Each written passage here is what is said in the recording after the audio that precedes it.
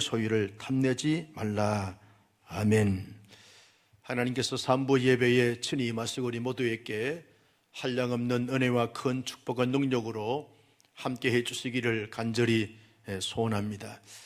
코로나 팬데믹 4단계로 인해서 매우 힘들고 어려운 시기를 보내고 있지만 전능하신 하나님께서 이 순간에도 역사하고 계시고 우리 모두의 소원과 기도의 제목을 들으시고 응답해 주신다는 사실을 믿고 확신하면서 믿음을 잘 지켜나가는 우리 모두가 되기를 주님의 이름으로 소원합니다.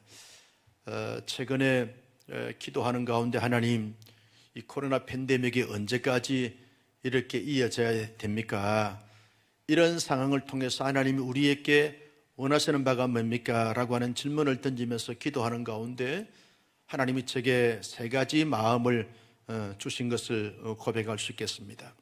그 첫 번째 마음은 이러한 때라 할지라도 견고한 믿음과 굳건한 믿음을 가지면서 더욱더 신앙의 깊이와 넓이를 더해가라 하는 하나님의 마음을 좀 읽을 수 있겠습니다. 두 번째는 더 깊은 기도의 세계에 들어가 하나님을 깊이 경험하면서 더욱 하나님을 신뢰하고 의지하고 얻다가고 의리하는 삶을 살라 하는 그런 하나님의 마음과 의도를 헤아릴 수 있었습니다.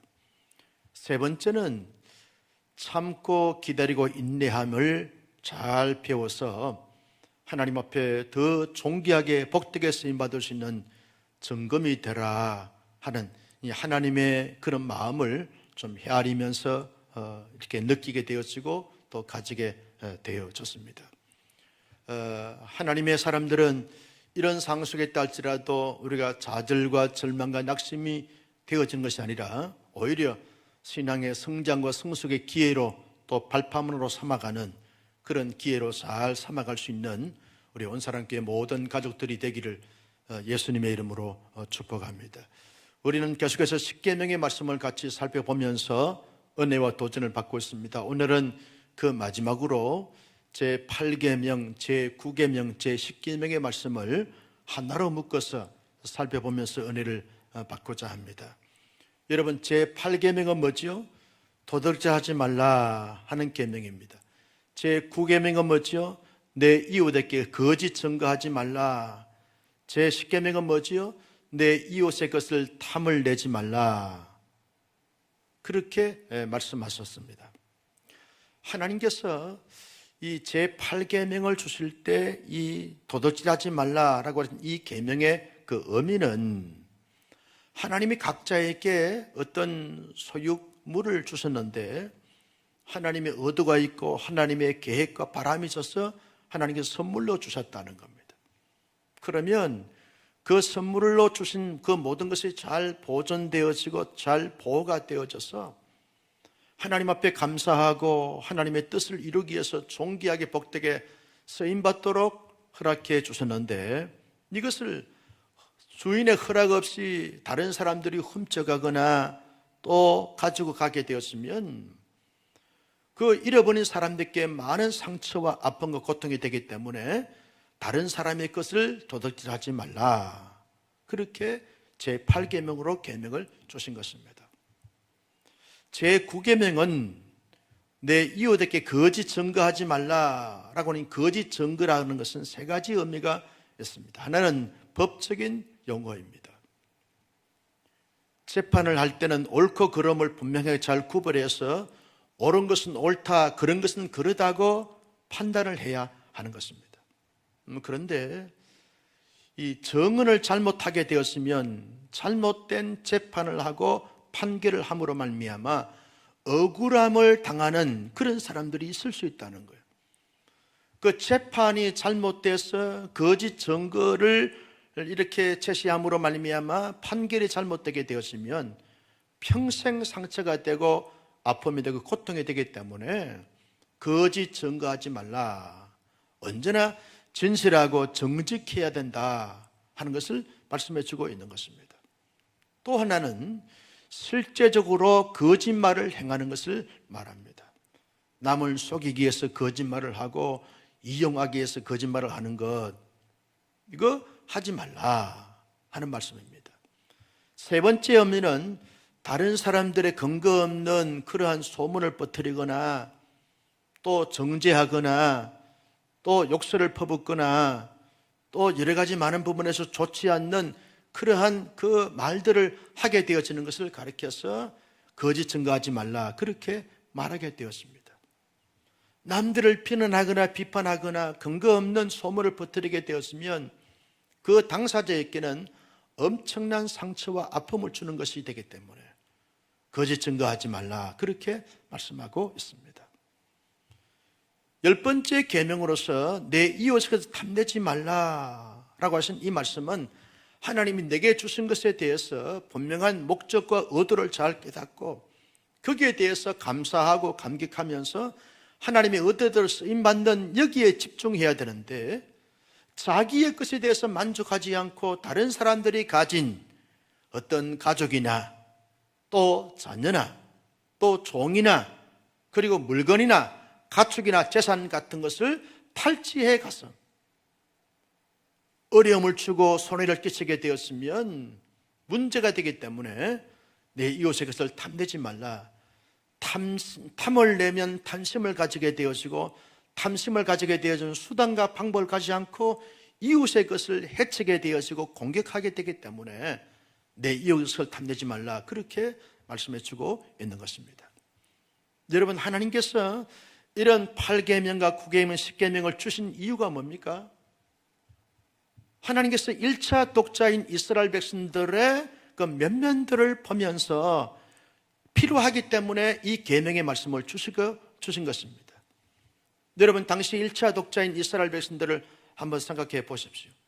광야 생활에서 여러 시간들을 이렇게 보내면서 정확한 어떤 경계선이 없는 가운데 그들이 살아갈 수밖에 없었습니다. 개인의 것에 대한 경계선이 없고 그리고 가정에 대한 경계선이 잘 이렇게 선을 그을 수가 없고 그리고 지파별로 경계선을 이렇게 분명한 확실한 경계선을 가진다는 것이 여간 힘들고 어려운 것이 아니었습니다. 그저 구름기둥이 가면 가고 불기둥이 가면 가야 되기 때문에 또렷한 어떤 자기 소유에 대한 경계선이 있지 않게 되어지면서 어떤 서로 필요하면 물건을 가져가기도 하고 또 사람들과 관계성 속에서 분명한 경계선이 없다 보니까 거짓 증언을 하기도 하고 그리고 또한 서로의 것을 이렇게 경계선이 없으니까 탄심을 가지면서 가져가기도 하고 해치기도 하고 그리고 어려움을 주기도 하고 이런 다양한 문제들이 발생되어지면서 이렇게 가다가는 광야 40년 동안 생활하는 동안에 엄청난 관계성의 문제가 있을 수밖에 없구나 하는 것을 하나님이 아시게 된 것이죠. 그래서 제8계명, 제9계명, 제10계명을 주시게 되어진 것입니다. 이 세 가지 계명이 필요한 것은 이 광야 생활하는 동안만이 아닙니다. 가나안 땅에 들어가서도 이웃의 것을 훔쳐가거나 거짓 증거하거나 탐을 내게 되었으면 수많은 공동체적 문제가 되어지고 사회적 문제가 되어지고 관계적 문제가 되기 때문에 미리 하나님께서 아시고 미연의 방지 차원에서 이 계명을 주시게 되어진 것입니다. 그리고 2차, 3차, 4차 오늘날 현대 독자들에게도 이 도둑질과 이 거짓 증언과 그리고 이 탐심의 문제는 늘 주어진 현실적인 문제가 되기 때문에 공동체적 문제가 되기 때문에 이 분명한 이 필요한 것이기 때문에 8계명으로 9계명을 10계명으로 이 계명을 주시게 되어진 것입니다.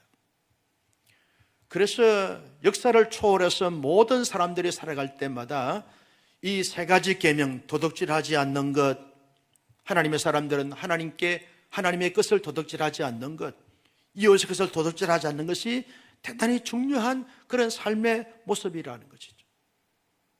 이웃에 대해서 다른 사람에 대해서 거짓 증거하지 않는 것이 중요하다는 것.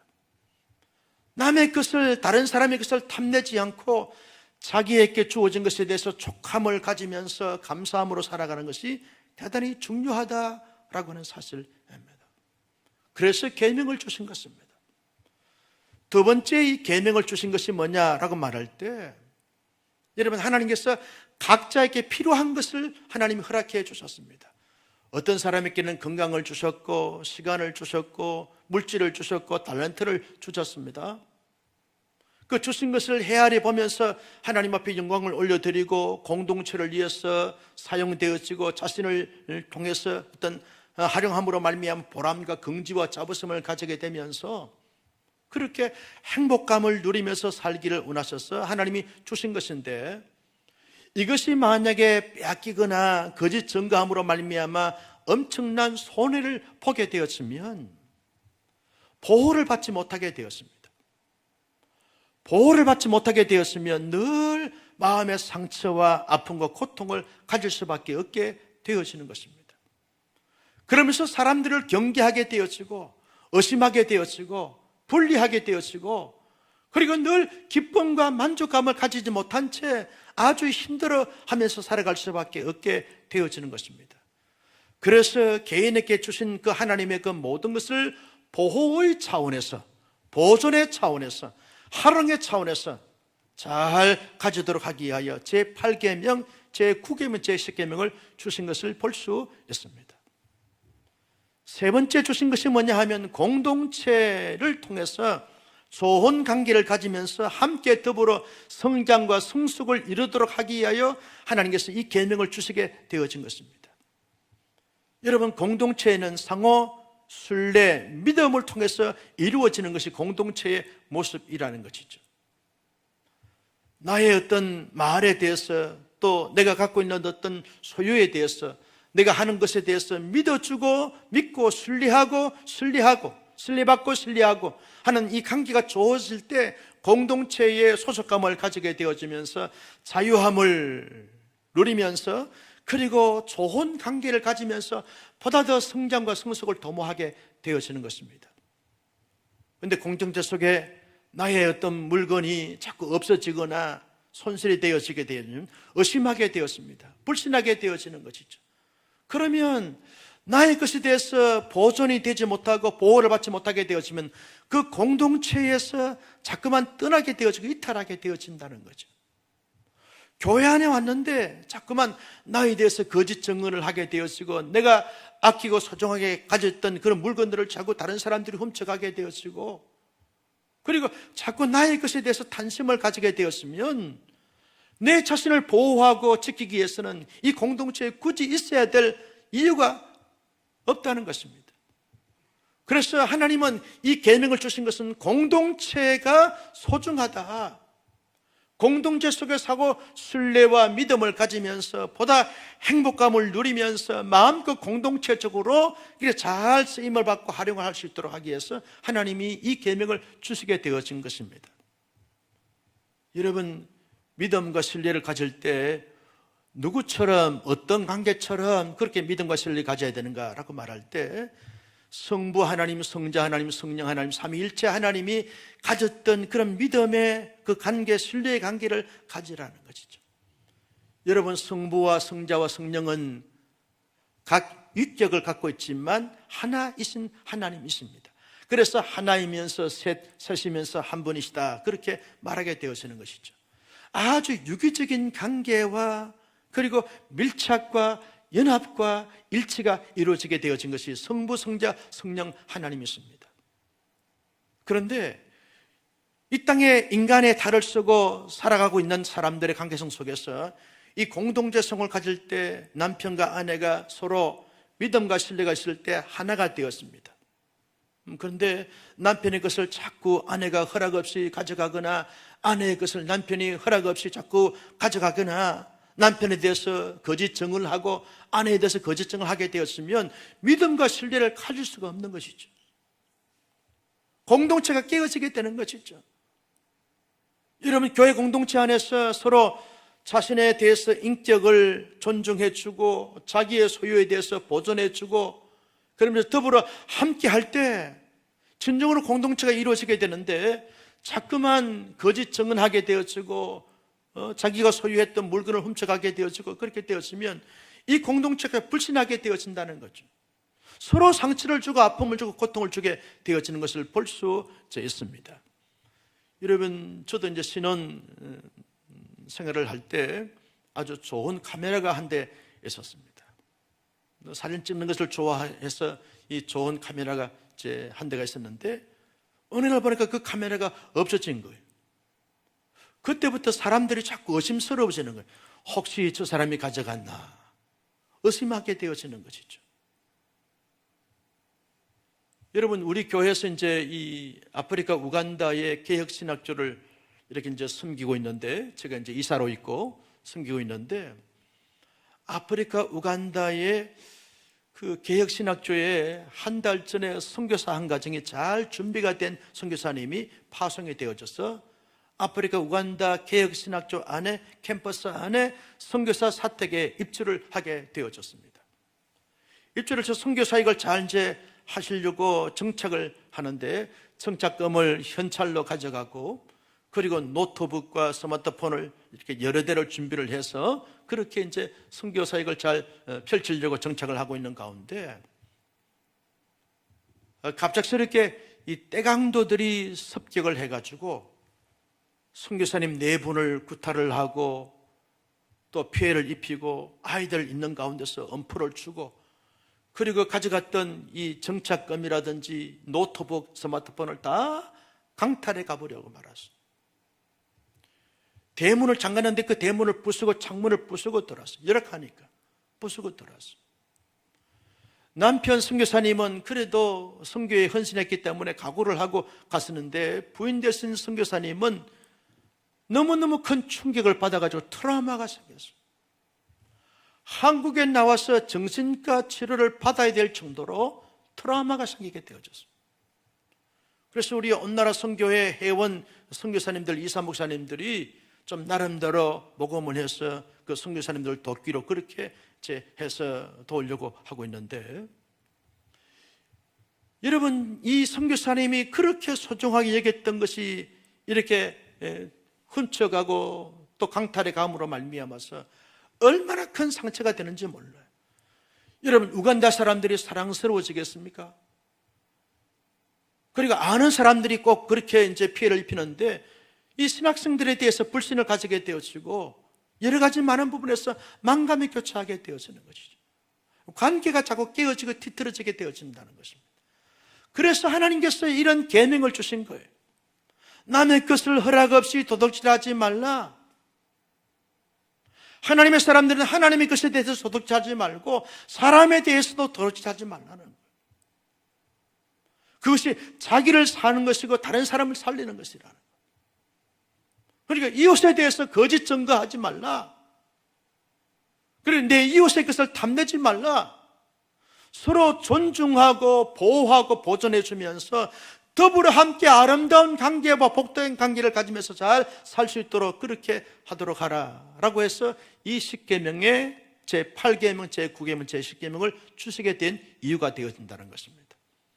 여러분, 그런데 이 3가지 계명을 가만히 살펴보면 하나의 단어로 요약할 수 있습니다.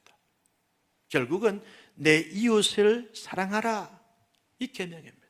내 이웃을 사랑하라는 거예요. 여러분, 사랑하면 남의 것을 도둑질하지 않습니다. 정말 진정으로 사랑하게 되었으면 거짓 증거하지 않습니다. 진정으로 사랑하게 되었으면 여러분, 이웃의 것을 탐내지 않습니다.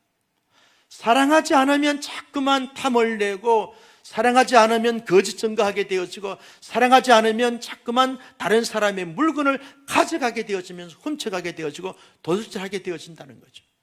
문제는 마음속에 진정한 사랑과 온전한 사랑과 확실한 사랑이 있느냐 없느냐라고 하는 이것이 문제가 되어지게 되어진다는 것입니다. 나는 우리 온사랑교회 성도님들이 10계명 이제 마지막 부분을 같이 말씀을 나누면서 위로 하나님을 향하여 마음을 다하고 뜻을 다하고 힘을 다하여 사랑하고, 아멘이죠. 아래로 내 이웃을 내 몸처럼 사랑함으로 말미암아서 진정한 10계명의 정신과 삶을 가지고 마음과 실제의 삶에서 살아내는 온사랑교회 모든 교우님들이 될 수 있기를 주님의 이름으로 축복합니다. 평생 우리의 과제입니다. 그렇죠? 평생 우리의 사명이고 영적인 삶입니다. 이로 평생 마음을 다하고 뜻을 다하고 힘을 다하여 사랑하는 것입니다. 내 이웃을 내 몸처럼 진심으로 온전히 전적으로 전심을 다하여 사랑하는 것입니다. 여러분, 그런 전심으로 사랑하고 온전히 사랑하는데 거기에 도덕질이 있을 수 없고 거기에 거짓 증거가 있을 수 없고 거기에 탄심이 있을 수가 없는 것이라는 것입니다. 여러분, 어떻게 하면 우리가 진정으로 이웃을 사랑할 수 있겠느냐라고 말할 때 모든 사람들을 볼 때 하나님의 뜻으로, 하나님의 섭리로, 하나님의 계획하신 바로, 하나님의 비전으로, 하나님의 목적으로 보고 대하라는 것입니다. 모든 사람들을 볼 때 그저 인간적인 관점에서, 타락한 본성의 관점에서, 세속적인 물결의 흐름의 문화의 어떤 관점에서 보게 되었으면 이웃을 진정으로 온전히 내 몸처럼 사랑할 수가 없게 되어지는 것입니다. 그러나 하나님께서 나를 사랑하신 그 사랑을 가지고 모든 사람들을 볼 때 하나님의 뜻으로, 하나님의 계획으로, 하나님의 섭리로, 하나님의 목적으로, 하나님의 비전으로 보게 되었으면 사랑할 수 있고 품을 수 있고 함께 할 수 있게 되어진다는 것입니다. 여러분, 하나님께서 이 남편을 나의 생애 반려자로 허락해 주셨구나, 하나님의 뜻이구나, 하나님의 계획이 있구나, 하나님의 목적이 있구나, 하나님의 마음과 심장을 가지고 남편을 보게 되었으면 그 남편을 존경하게 되어지고 존중하게 되었습니다. 아내를 볼 때도 하나님께서 분명한 뜻이 계시고 하나님의 목적이 계셔서 하나님의 비전이 있어서 이 여성을 나의 아내로 허락해 주셨구나 라고 하는 마음을 가지고 아내를 봅니다. 아내가 사랑스러워지게 되어지는 거죠. 훌륭하지 못하고 위대하지 못한 부모라 할지라도 하나님께서 그 분들을 나의 부모로 세워주셨구나, 그 부모를 볼 때 부모를 존경하게 되어지고 공경하게 되어진다는 것입니다. 자녀를 볼 때 때로는 자녀들이 여러 가지 많은 부분에서 한계가 있고 부족함이 있고 말썽을 피우고 수많은 사고를 치고 한다 할지라도 하나님이 특별히 나의 가정을 통해서 이 아들과 이 딸을 허락해 주셨구나, 하나님의 뜻이구나, 하나님의 계획이 있구나, 하나님의 목적이 있구나 라고 하는 마음을, 하나님의 마음과 심정을 가지고 보게 되었으면 그렇게 사랑하고 위로하고 격려하고 지지하고 응원하고 함께 할 수 있게 되어지는 것입니다.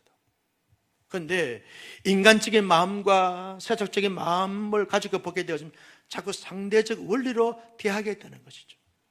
나의 마음에 들면, 나의 어떤 생각에 들면, 나의 뜻에 합당하면 사랑했다가 나의 마음에 들지 않게 되어지면 배척하고 분리하고 떨쳐버리다가, 그래서 많은 가정이 어려움을 당하게 되어지고 많은 교회 공동체가 어려움을 당하게 되어지고 많은 사회 공동체가 어려움을 당하게 되어진다는 거예요. 하나님의 마음으로 본다는 거예요. 하나님의 마음으로. 여러분, 그 교도소 선교에 아주 귀하게 쓰임받았던 박효진 장로님이 계십니다. 그분은 우리 교회에 몇 번 다녀가셨는데 유명한 전도 간증자이고 사역자이지요. 이 박효진 장로님 친구분들이 여러 분이 계시는데 그 친구분 중에 한 분이 이렇게 사업에 부도가 나서 아주 어렵게 운박 같은 집에 살 수밖에 없는 그런 형편이 되어졌다는 거예요. 근데 박효진 장로님이 자기 친구가 그렇게 어렵게 힘들게 살고 있는 친구를 보면서 좀 재력이 있고 또 이렇게 여유가 있는 이런 친구들을 모아서 회의를 했다는 거예요. 우리가 이제 나이가 들어가면서 이렇게 살아가는데 친구가 정말 어렵고 힘드니까 우리가 좀 십시일반 형편대로 좀 도와서 사업 자금을 밀어줘서 좀 재기할 수 있도록 기회를 좀 주자. 그래서 박효진 장로님이 자꾸 이렇게 마음을 먹고 뜻을 모아서 도움을 줘서 사업을 시작하게 했는데 그 사업이 잘 돼가지고 재기가 됐다는 거예요. 그래서 이 장로님도 좋고 친구들도 너무 좋아하고 너무 아주 기뻐했는데 친구들이 도움을 준 그 돈을 다 갚고도 사업이 너무너무 잘 되더라는 거예요. 하나님 앞에 감사했다는 거예요. 쓰임을 받게 돼서 감사했다는 거예요. 그런데 도움을 받았던 그 친구가 이 박효진 장로님에 대해서 자꾸만 이렇게 좋지 않는 소문을 내고 말을 하게 된다는 거예요. 순수한 사랑의 마음으로, 하나님의 마음으로 그렇게 사랑을 하고 섬겨줬는데 섬김받는 사람이 자꾸 자기에 대해서 험담을 하고 모함을 하고 거짓말을 하고 자꾸 그렇게 상처가 되는 말을 해서 그 박효진 장로님을 사랑하는 다른 친구가 찾아와서 이 친구가 당신의 도움을 주었던 그 친구가 자꾸 이렇게 당신에 대해서 좋지 않는 소문을 내니까 좀 잘 좀 해라. 도대체 어떤 분 때문에 하느냐 하는데 이 박효진 장로님이 주체가 돼가지고 친구들의 돈을 모아서 건네줬는데 이분이 이 돈을 다 건네주지 않고 중간에서 빼먹었다라고 하는 의심을 품고 자꾸 이게 좋지 않은 소문을 낸다는 거예요. 자기는 나름대로 정직하게 진실하게 했는데 이 친구가 자꾸 자기를 오해해서 거짓말을 하고 말을 터뜨린다는 거예요. 그러면서 너무 속상해서 하나님 앞에 기도했다는 거예요. 하나님, 나는 정말 하나님 앞에 정직하게 진실하게 했는데 어떻게 돌아온 말을 고맙다고 감사하다고 말은 못할 망정 이렇게 자기에 대해서 좋지 않는 소문을 낼 수 있습니까? 하나님이 기도하는데 그렇게 말씀하시더라는 거예요. 그것이 그렇게 서운하냐? 너가 정말 하나님의 마음으로 하나님의 그 사랑으로 했으면 그로 족함을 가지라. 그때부터 어떤 말을 해도 자유함을 가지게 됐고 그 친구를 용서하게 되더라는 거예요. 여러분, 모든 사람들을 볼 때 하나님의 마음으로 보게 되었으면 사랑할 수 있습니다. 섬길 수 있고 품을 수 있습니다. 나의 마음으로 보게 되었지만 사랑할 수가 없어요. 하나님의 마음으로 보면 애틋함이 있고 애절함이 있게 되어지는 거죠. 여러분, 예수님께서 이 땅에 오셔서 공생의 사역을 하실 때 어떻게 사역을 하셨습니까? 모든 사람들을 볼 때 유리하며 방황하는 사람들을 보면서 안타까운 마음을 가졌어요. 측은히 여기시고 불쌍히 여기시고, 이 말은 예수님의 그 마음의 창자가 뒤틀려지고 끊어질 것 같은 아픔을 가졌다는 거예요. 애절함과 애틋함을 가지게 됐다는 것이죠. 장차 하나님의 사람이 될 사람들을 너무너무 사랑하기 때문에, 사랑해야 될 사람으로 보기 때문에 그 마음속에 애절함과 애틋함을 가지고 있다는 거예요. 이런 마음과 자세를 가지고 사람들을 대할 때 거기에 무슨 거짓말이 있을 수 있고 무슨 단심이 있을 수 있고 무슨 도둑질이 있을 수 있겠느냐 그 말이죠. 여러분, 하나님의 사람들은요, 이 땅에 살아갈 때 그런 예수님이 가졌던 그 애절한 마음과 안타까운 마음과 애틋한 마음을 가지고 사람들을 대하는 것이 너무너무 중요한 것입니다. 내 마음에 들어서가 아닙니다. 함께 동행할 수 있는 가능성이 있는 사람이라서가 아닙니다. 그저 모든 사람들 마음속에 그저 예수님이 우리를 사랑할 때 그 하나님의 사랑으로 그 넓고도 깊고도 그리고 높고도 그리고 그 풍성하신 그 하나님의 사랑으로 우리를 보니까 우리가 죄 많고 허물 많고 실수 덩인 우리를 그저 애틋한 마음으로 사랑해 주셔서 우리가 그 사랑을 받아서 하나님의 존귀한 자녀가 된 것 아닙니까? 그런 사랑을 받았으면 우리도 모든 사람들을 볼 때 내가 무관심하거나 등한시하거나 관계없는 이런 사람으로 배척하는 그런 그런 것이 아니라 모든 사람들을 볼 때 예수를 잘 믿는 사람이든 잘 믿지 않는 사람이든 함께 할 수 있는 그런 어떤 코드가 맞는 사람이든 코드가 맞지 않는 사람들을 볼 때 가정 안에서나 교회 공동체 안에서 사회 공동체 안에서 모든 사람들을 볼 때 나의 사랑의 대상과 관심의 대상과 섬김의 대상으로 보자. 하나님의 마음이죠. 하나님께서 분명한 뜻이 있어서 그런 지체들을 붙여주셨거나 그런 마음으로 보게 되면 모든 사람들을 함께 할 수 있습니다. 사랑할 수 있어요. 섬길 수 있게 되어지는 것입니다.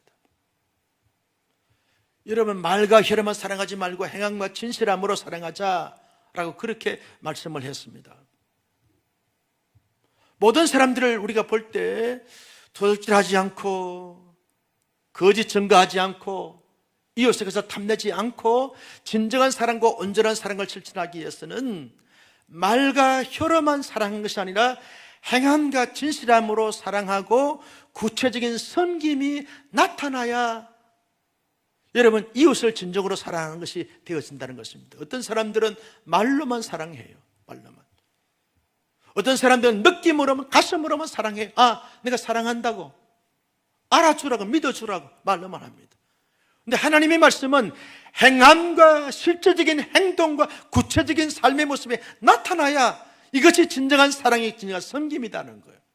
하나님을 마음을 다하고 뜻을 다하고 목숨을 다하면 실제적인 하나님을 사랑하는 정표가 현실적으로 사실적으로 나타나야 한다는 거죠. 이웃을 사랑하면 그저 말로만 하지 말고 실제적인 행동과 구체적인 모습에 나타나야 이것이 진정한 사랑이라고 말씀하고 있는 것을 볼 수 있습니다. 여러분, 예수님께서요 율법사들하고 같이 대화를 나누면서 이런 비유를 듭니다. 한 사람이 예루살렘에서 여리고로 내려가다가 강도를 만나서 급한 죽게 됐다. 그때 한 사람이 보고 지나가는데 강도 만나서 사람은 거의 죽을 뻔한 그 사람을 보고 어떻게 피하여 지나갔다. 여러분, 그 사람이 누구냐? 제사장이라는 거예요. 여러분, 제사장은 어떤 사람입니까? 백성들의 죄를 대신해서 하나님 앞에 용서함 받기 위해서 제사를 드리는 사람입니다. 하나님이 그 용서의 제사를 받으셨으면 그 죄 사함을 선포하는 역할을 하면서 중보하는 역할을 하는 사람이 제사장이죠. 아주 중요한 역할입니다. 그런데 이 사람은 보고 피하여 지나갑니다. 보고 불쌍히 여겨서 도와줘야 되고 실제적으로 사랑을 실천해야 되는데 보고 피하여 지나가는 사람이 되어버렸어요. 얼마나 비겁합니까? 여러분, 이유와 핑계가 될 수 있죠. 내가 만약에 만졌다가 죽으면 부정한 사람을 만졌기 때문에 제사장으로서 그렇게 하지 말아야 되기 때문에 하지 않았습니다. 충분한 이유와 핑계가 될 수 있다는 거예요. 그런데 예수님은 그런 종교적 형식과 가식과 말로만 하는 것은 의미가 없다. 의미가 없다. 진정한 사랑이 아니다. 형식주의, 가식주의, 전통주의, 의미가 없다. 이걸 지금 예수님께서 말씀하고 있는 거죠. 또 한 사람이 지나갑니다. 누가 지나갑니까? 레인이 지나가는 레인. 여러분, 레인은 어떤 사람입니까? 하나님의 성막에서 수종드는 자예요. 성가대로, 그리고 청소부로, 그리고 제사 드리는 데 있어서 수종드는 자로 쓰임받는 사람들이 레위 지파 사람들 아닙니까? 다른 지파 사람들이 헌신하게 되어진 헌신물을 가지고서 생활하면서 아이들을 양육하는 그런 사람이 이 레인입니다. 누구보다도 강도 만나서 죽어가면 보고 불쌍히 여겨서 도와줘야 되고 생명을 살려내야 될 사람인데 이도 역시 제사장처럼 보고 피하여 지나갔다고 했습니다. 얼마나 이율배반적입니까? 얼마나 가식적이고 얼마나 이기주의고 개인주의입니까? 그런데 강도 만난 사람을 사마리아 사람이 봅니다. 지나가다가 보니까 사람이 다 죽어가는 거예요. 그 마음속에 불쌍히 여기는 마음이 들었어요. 측은히 여기는 마음이 들었어요. 상처에 포도주를 붓고 기름을 붓습니다. 응급조치를 하고 난 다음에 주막으로 데려갑니다. 주막집 주인에게 돈을 주면서 이 사람을 좀 치료해 주라고, 만약에 치료비가 더 들면 내가 여행을 갔다 돌아오는 길에 반드시 갚아줄 테니까 돈 걱정하지 말고 실제적으로 도와주라고, 이 사람 살려내야 한다고. 사람의 생명보다 더 귀한 것이 없지 않느냐고, 도와주라고 하면서 떠납니다. 예수님께서 율법사들에게 묻습니다. 누가 이 강도 만난 자의 이웃이냐? 라고 말할 때 율법사들이 말하는 거죠. 자비를 베푼 사람이 이웃 아닙니까? 그러냐? 그러면 가서 너도 이와 같이 하라는 거야. 가서 너도 이와 같이 하라는 거야. 뭡니까? 지금 바리새인들, 사두개인들, 제사장들, 종교 지도자들에게 경종을 울리고 있는 것입니다. 너무나 율법주의로 꽉 막혀있는 유대인들에게 경고하는 것입니다. 너희들의 말과 형식과 절차, 전통 중요한데 그보다 더 중요한 것은 사마리아 사람처럼 멸시와 천대를 받는 사람이라 할지라도 행함과 진실함이 있는 사랑의 실천자가 중요하다. 그러면서 너희들은 원래 사실 강도 만난 자들이었다. 이 땅의 인간들은 다 죄악의 강도 만난 자들인데, 내가 그 강도 만난 자들을, 다 죽어가는 자들을 살리기 위해서 내가 이 땅에 왔어. 이 땅에서 내가, 사마리아 사람은 자기의 물건을 내어줬지만 나는 나의 생명을 내어줘서 너희를 나의 자녀로, 하나님의 백성으로 삼아주셨어. 이런 예수의 대속의 은총의 사랑을 입은 사람들은 실제로 어떻게 살아야 되는가? 받은 사랑과 은혜를 마음속에 간직하면서 실제적으로 말로, 마음으로, 행동으로, 물질로, 시간으로, 은사로 이 예수님의 마음과 이 사마리아 사람의 어떤 마음과 정신을 가지고 그렇게 실제적으로 살아가는 것이 중요하다. 이게 사랑이다. 이게 이웃을 살리고 이웃을 이렇게 섬기는 진정한 이웃에게 사랑을 베푸는 사랑이다 라고 그렇게 예수님께서 이 비유를 들어서 말씀하고 있는 것을 볼 수 있습니다. 오래전에 미국의 보스턴에 애니아라고 하는 한 소녀가 있었습니다. 애니아. 이 애니아가 정신병이 들어서 정신병원에 입원하게 되었습니다. 유명한 정신과 의사가 진찰을 하고 약을 처방을 하고 프로그램으로 치료를 해가는데 백방으로 노력을 하고 애를 썼지만 소용이 없었습니다. 약이 잘 듣지 않고 치료 프로그램이 듣지가 않는 거예요.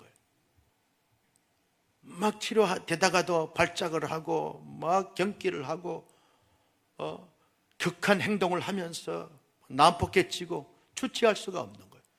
그래서 의사가 치료하다가 최종적 결론이 뭐냐 하면 치료 불가라고 하는 언도를 내렸어요. 이 애니아는 치료 불가능하다. 그래서 이 아이는 그 정신과 이 병을 그런 앓는 자로 평생을 살아갈 수밖에 없다. 낙인을 찍어버렸어요. 언도를 내렸습니다. 그때 그 사실을 연세가 많고 경험이 많은 나이 많은 간호사가 알게 되었습니다. 이 애니아 주치의에게 찾아가서 말합니다. 선생님, 내게 기회를 주시고 맡겨주십시오. 제가 한번 해보겠습니다. 그러냐? 약물로 프로그램으로 치유가 안 되게 되어지는데 하겠느냐? 해보겠습니다. 이 나이 많은 간호사님이 기도하면서 최선을 다하여 그렇게 노력했습니다. 애니아, I love you. 내가 너를 사랑한다. 여러분, 매일같이 시간 만나고 틈 만나면 가서 내가 너를 사랑한다, 사랑한다, 사랑한다. 계속 사랑한다고 고백을 했어요. 3개월 가까이 됐을 때 이 애니아의 마음이 진정이 되어지면서 조금씩 마음이 열리기 시작을 했어요. 애니아의 내면에 있는 트라우마가 치유가 되고 회복이 되기 시작하면서 마음이 활짝 열리게 됐어요. 누군가 내 상처난 이 마음 트라우마를 알고 있는 분이 계시는구나. 나를 지지하고 나를 진정으로 사랑하는구나. 변치 않게 끊임없이 나를 사랑한다고 고백하는 그런 사람이 계시는구나. 마음이 활짝 열리면서 완전히 완쾌되어졌습니다.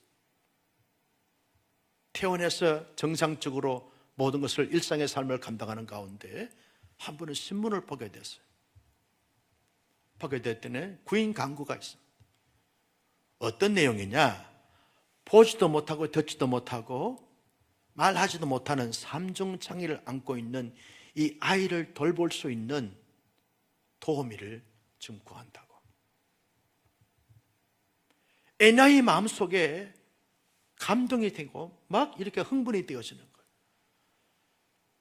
내가 완전히 이 치료 불가라고 하는 낙인을 찍은 사람인데도 불구하고 나를 치료해주고 회복시켜준 간호사 선생님의 헌신과 노력과 섬김과 사랑이 있었는데 내가 그런 사랑과 그런 섬김을 받은 자로서 나도 삼중구를 앓고 있는 이 삼중장애를 앓고 있는 이 사람을 돌보는 자가 돼서 이 사람을 잘 돌보면서 회복시켜가는 쓰임받게 하는 이 도구로서 내 자신을 내어드려야 되겠다라고 결심을 하게 됐어요. 가서 보니까 말도 못하고 보지도 못하고 듣지도 못하는 거예요. 삼중장애를 앓고 있는 자매였어요. 그 자매를 만나서 같이 함께 동고동락하면서 가르치고 경험하게 하고 품어주고 기다려주고 지지하고 응원하면서 끊임없이 사랑으로 잘 돌봤어요. H2 물 하나 가르치는데도 얼마 동안 노력을 해야 되고 애를 써야 됐습니다. 그런데도 참고 기다리면서 끝까지 사랑하고 지지하고 응원해 주셨어요. 대학을 졸업하고 박사학위를 받았어요. 사회운동가가 됐어요. 사회복지에 아주 대가가 됐어요. 그 사람이 누구냐? 우리가 잘 아는 헬렌 켈러 여사입니다. 그 사람의 성생이 누구냐? 앤 설리반입니다.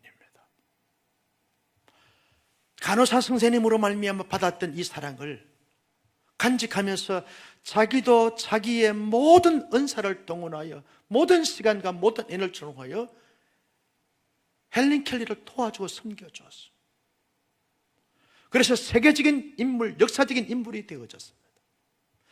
헬렌 켈리가 헬렌 켈리 된 것은 앤 설리반의 섬김과 사역으로 말미암아 나타난 결과이고 열매라는 사실입니다. 여러분, 우리는 간호사 선생님 앤 설리반의 사랑을 받은 것이 아닙니다. 하나님의 사랑을 받았어요. 예수님의 절대적인 사랑과 목숨을 내어주시면서 하신 그 사랑을 받은 자입니다. 하나님의 사랑을 받은 자로서 우리의 이웃을 볼 때마다 내가 이용해야지, 내가 저를 활용함으로 말미암아 나의 성공과 출세를 밟아야지, 이것이 아니라 사랑의 대상으로 보는 거죠. 가정 안에서 가족들을 볼 때마다 사랑의 대상으로 보고 사랑으로 섬기는 거죠. 교회 안에 모든 사람들을 볼 때 사랑의 대상으로 사랑으로 보고 대하고 섬기는 것이죠. 코로나 팬데믹으로 말미암아서 가족끼리 부닥칠 때가 참 많나요? 아이들도 온종일 집에 있어야 되고 출근했던 남편들이 일찍 퇴근함으로 말미암아 가족들과 함께 부닥끼는 시간들이 많다 보니까 예민해지고 불편하고 힘들어지는 것이 사실입니다. 가장 많이 힘들어하는 분들이 아내들이죠. 아이들하고 하루 종일 복작돼야 되고 분주하게 아이들을 챙겨줘야 되고, 남편을 과거에는 늦게 퇴근하니까 저녁을 다 해결하고 오더니 요즘은 6시에 정각에 다 퇴근하니까 집에 와서 또 음식을 준비해서 섬겨야 되니까 너무너무 힘들어하는 것이 사실이죠. 그런데 불편함의 대상으로 보게 되면 나만 힘들어지고 나만 불행하게 되어집니다. 우리의 마음을 바꿔야 합니다. 남편도 내가 사랑해 줘야지, 내가 섬겨야지. 아내도 내가 섬겨야지, 내가 사랑해야지. 자녀들도 내가 부모님을 도와드리고 섬기고 사랑해야지. 온 가족들이 서로가 서로에 대해서 열린 마음을 가지고 사랑의 대상으로 보고 섬김의 대상으로 보고, 그리고 최선을 다하여 예수님이 섬겨주었듯이, 간호사 선생님이 섬겨주었듯이, 앤 설리반이 섬겨주었듯이 섬김으로 말미암아 우리의 가정에 강도 만난 자가 살아나고 헬렌 켈러 같은 사람이, 구제불능의 사람이 한 시대의 영적인 거성이 되고 거장이 되게 하는데 기약에 쓰임받아 가는 데마다 무너진 것을 세우고 세워진 것을 더 건강하게 하는 멋진 삶을 살아가는 가운데 하나님이 주신 복을 받아 누리는 귀한 우리 성도님들이 다 되시기를 예수님의 이름으로 축원합니다. 존귀하신 아버지 하나님, 주신 말씀을 마음속에 새겼습니다. 이 말씀을 따라서 이 말씀대로 살아갈 수 있는 신실한 하나님의 사람들이 다 되게 하여 주시옵소서. 모든 것을 이루시고 채우시고 역사해 주실 줄로 믿사옵고 예수님의 이름으로 축복하며 기도드리옵나이다. 아멘. 우리 함께 일어나셔서 찬양하며 주님 앞에 나갑니다. 내 마음의 주를